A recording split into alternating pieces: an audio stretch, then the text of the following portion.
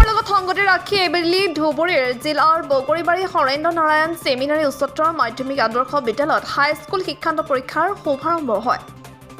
এই চেগতে BBC বগৰীবাৰী লাইভৰ পৰা সমূহ ছাত্ৰ-ছাত্ৰীলৈ আন্তৰিক অভিনন্দন আৰু শুভেচ্ছা দিয়া হ'ল। উল্লেখযোগ্য যে ছাত্ৰ-ছাত্ৰীসকলৰ বাবে মন কৰিবলগীয়া হ'ল যে প্ৰথম আৰু সৰ্বাধিক প্ৰশ্ন কাকত পঢ়াৰ আগতে কল্পনা কৰা আৰু ধৰি লোৱা যে তুমি প্ৰতিটো প্ৰশ্নৰ সৈতে পৰিচিত আৰু তুমি প্ৰতিটো প্ৰশ্নৰ উত্তৰ কেনেদৰে দিব লাগে বুজি পোৱা। এয়া হৈছে এক অতি প্ৰয়োজনীয় আত্মবিশ্বাসী ৰণনীতি। এই ধৰণৰ চিন্তাই ছাত্ৰ-ছাত্ৰীক আৰু অধিক আত্মবিশ্বাসী কৰি তুলিব আৰু পৰীক্ষাত ভাল প্ৰদৰ্শন কৰিব পাৰিব। চাওক এই প্ৰতিবেদন।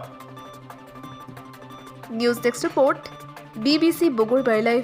নমস্কাৰ, মই আমাৰ স্কুলৰ মোৰ চেণ্টাৰ কমিটিৰ মই এজন সদস্য আৰু আমাৰ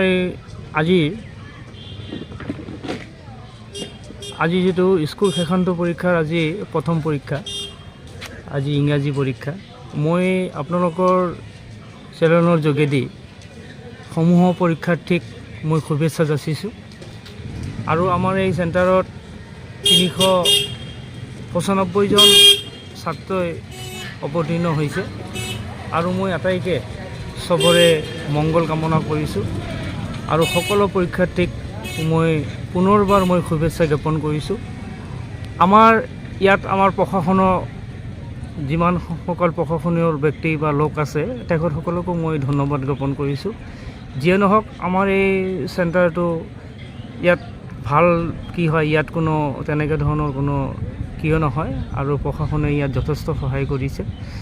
যিয়ে নহওক, মই পুনৰবাৰ আপোনালোকৰ চেনেলৰ যোগেদি সমূহ পৰীক্ষাৰ্থীক মই আজি হাইস্কুল শিক্ষান্ত পৰীক্ষাৰ হকে মই শুভেচ্ছা যাচিছোঁ। ধন্যবাদ।